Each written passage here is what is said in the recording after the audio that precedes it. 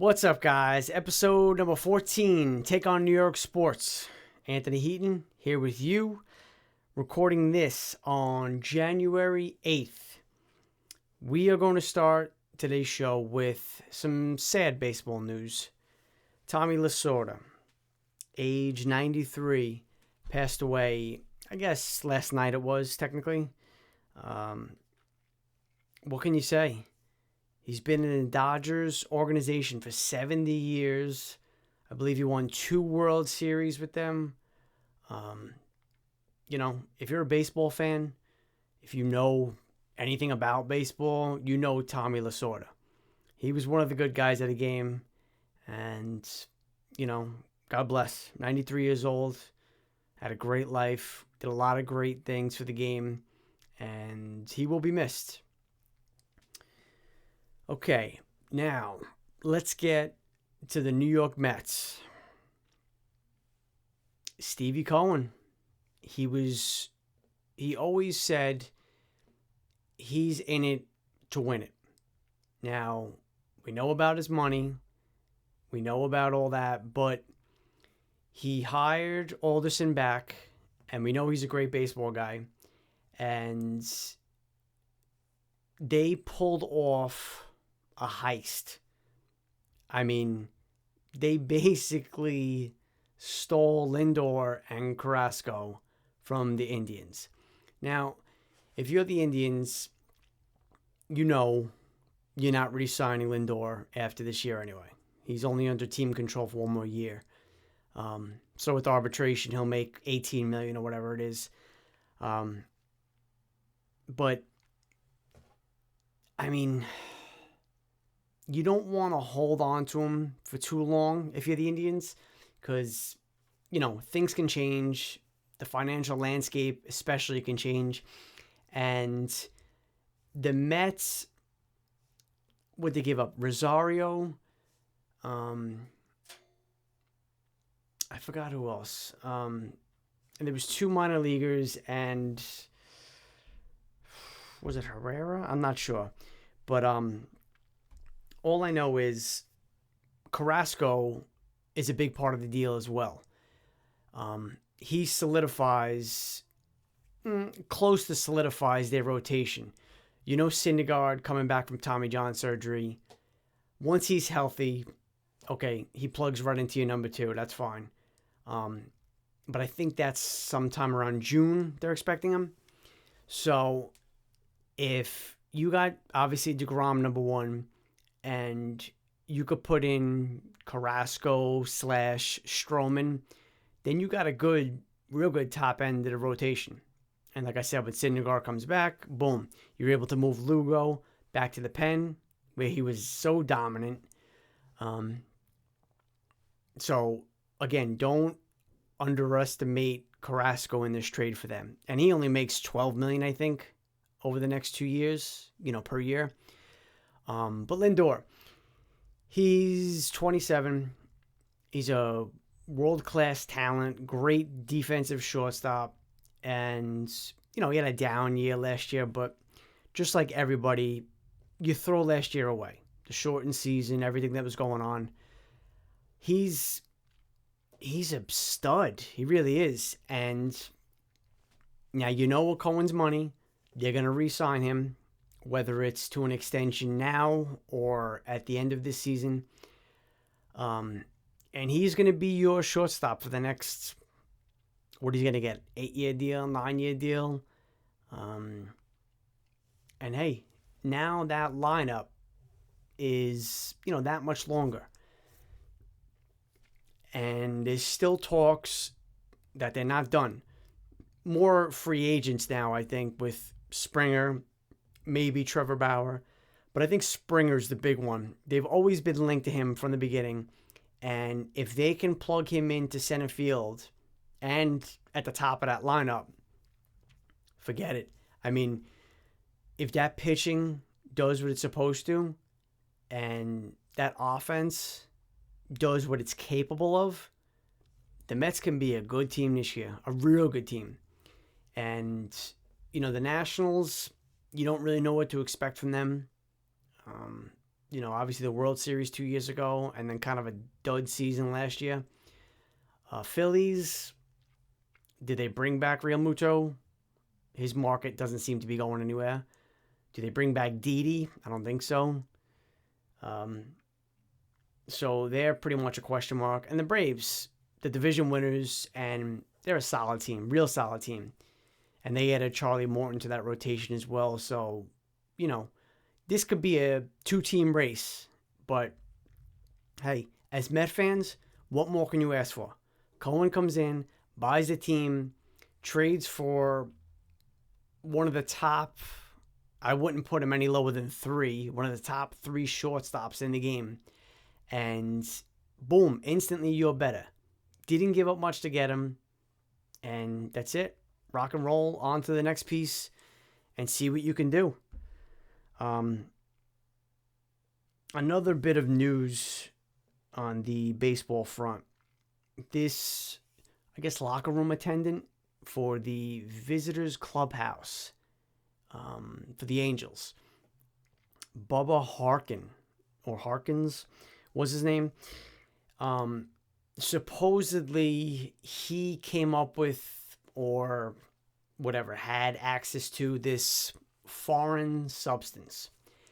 Now, we all know about the pine tar and the resin and all that stuff and everything, to get a better grip, whether it's a grip on the baseball for pitchers, the grip on the bat. But he got fired from, I guess, the Angels, and, now he's suing. He wants $4 million, lost wages, wrongful firing, whatever.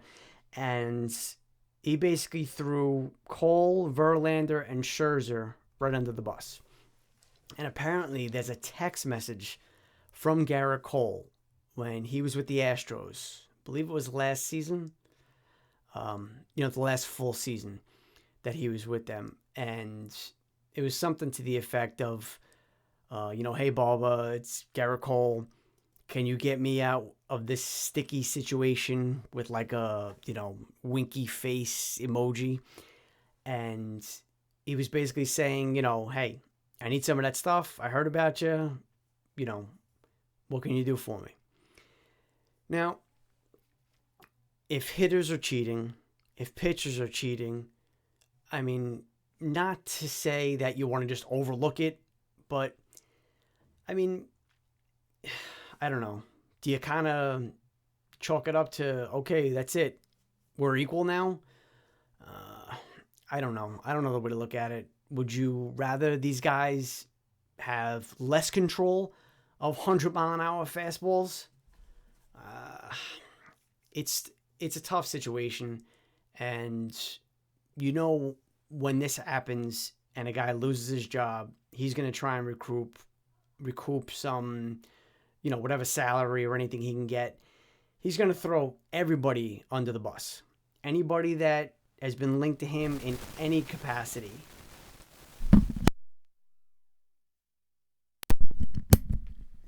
And, so that's where it is. I don't know if any sort of suspension or fine or anything is going to come of it. I'm sure MLB will look into it, just like they do everything. But, you see these pitchers all the time, adjusting their cap, reaching for the bill, wiping their nose, their neck. It's one of those things that's been around baseball forever. And, does it give him an edge? I guess, with this whole spin rate and, all the sabermetrics and all that sort of stuff. But again, we'll see what develops there. Could be nothing. But again, he named a bunch of other pitchers too, but Cole, Scherzer, and Verlander were the big 3. And is it coincidence that they're 3 of the top pitchers in the game? I would say probably not, but it is what it is. All right, we are going to switch gears to NHL, and we'll start quickly with Henrik Lundqvist. Quote from Henrik Lundqvist. Day 3. Surgery went really well. About 5 hours to get it all taken care of. Really appreciate the great staff here at the Cleveland Clinic. Last few days have been pretty crazy, but feel like I'm in really good hands. Every day is a step in the right direction. So, apparently, had the surgery, everything went well, and now the recovery begins. Will he ever play again? He still hasn't said it's a definite no. You doubt it highly. But the biggest thing, like we've been talking about, is his health. He came through the surgery good, which is a plus. And, now we hope for the best. The NHL season is actually less than a week away, which is, thank God. That's all I can say. Off to a little bit of a bumpy start, which is to be expected. The Dallas Stars have shut their facilities, and most likely they will not be opening their season on time. I think they're playing 2 against the Panthers. So those games are going to have to be rescheduled, and it kind of sucks for the Florida Panthers fans because they're one of the teams that, as of the start of the season, is actually letting fans attend. Obviously at 25% capacity or whatever it is, but so they've been told keep their tickets and for whenever it's rescheduled. But I think Dallas had 6 players and 2 coaches, or maybe the other way around. Test positive for COVID, and so they had to shut down all their facilities. No practice, no nothing. The Blue Jackets as well. 19 players missing practice. I think this was just extra precautionary.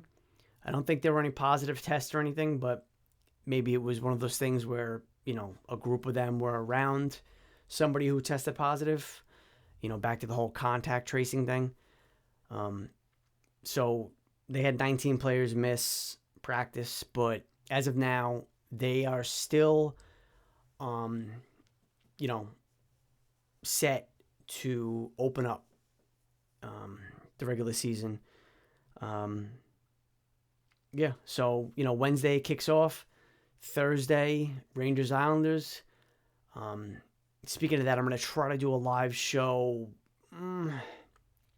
maybe Wednesday. Might have to be Thursday, but I'm going to try and do that during the day. Kind of get a, little NHL preview.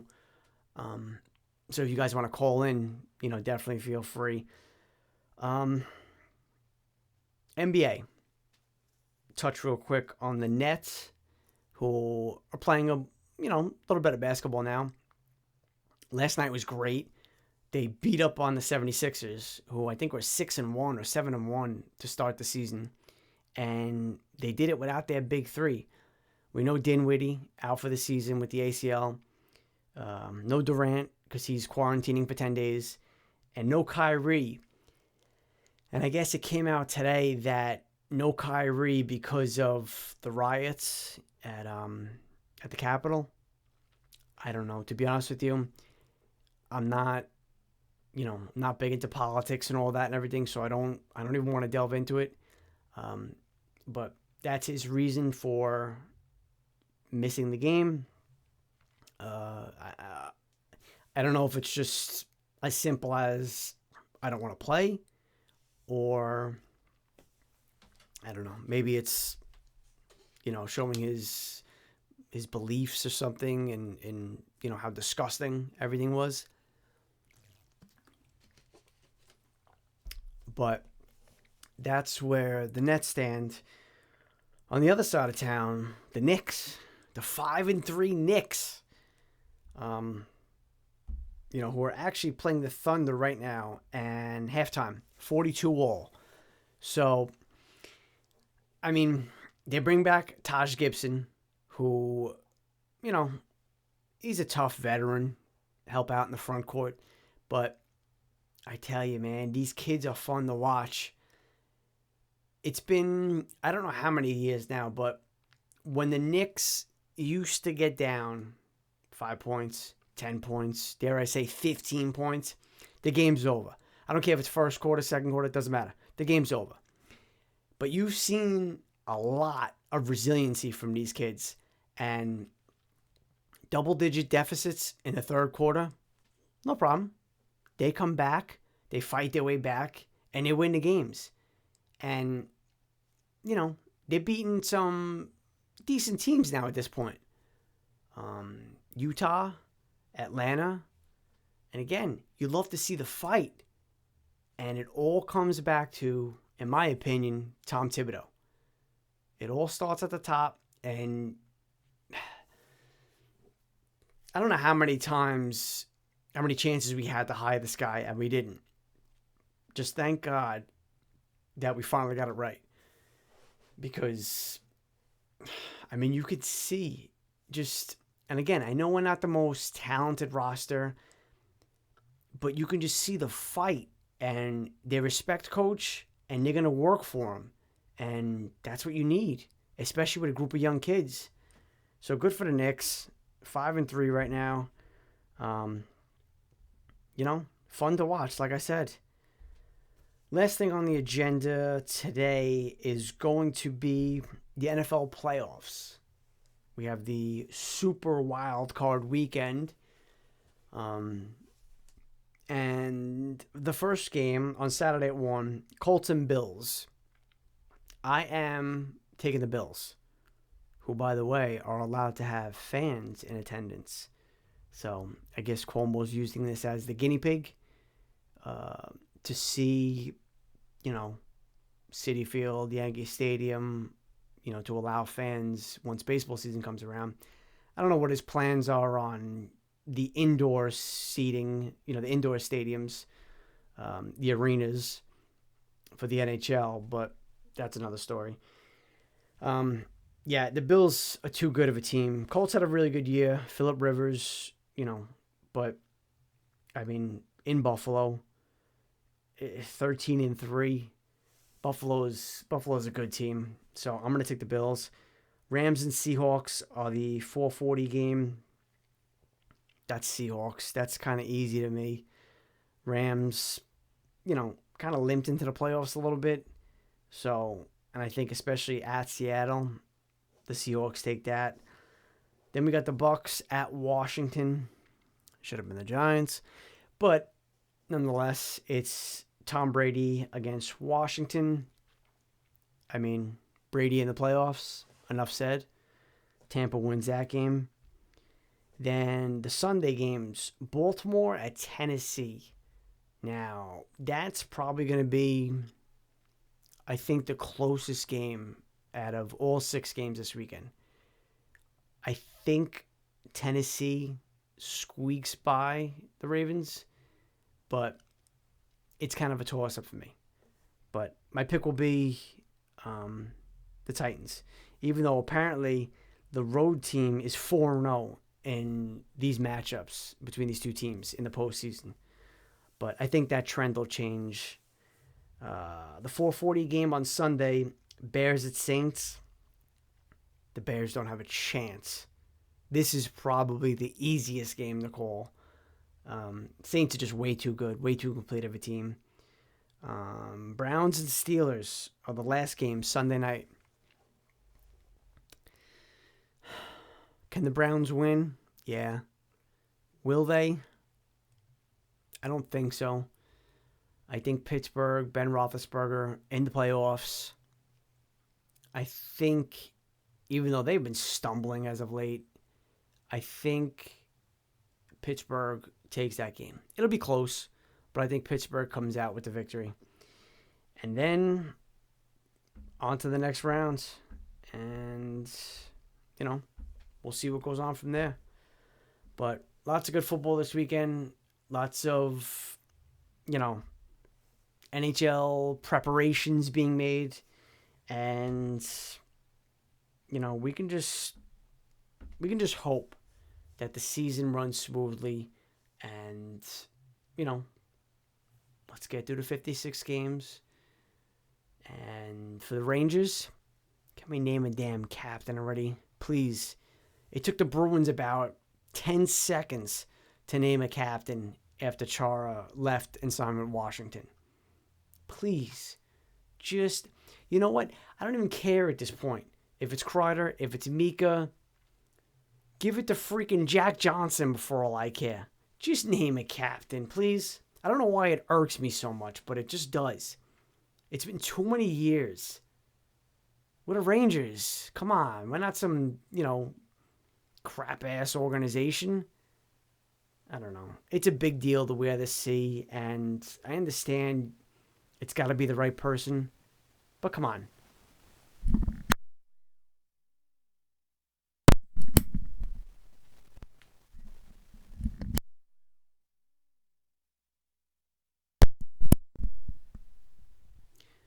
For everybody watching on YouTube, sorry. Tuesday, my new equipment should be here. Keep getting really bad static from the mic. But yeah, so like I said, guys, I'm going to try and do a live show next week. I'm not sure which day yet. I'd like it to be Wednesday, but it might be Thursday. So that'll probably be the next time you hear from me. Just, follow me on Twitter, Instagram, Take on NY Sports. And, stay up to date that way. And, hopefully we get, some good hockey in the first week here. All right. Until then, guys, be well.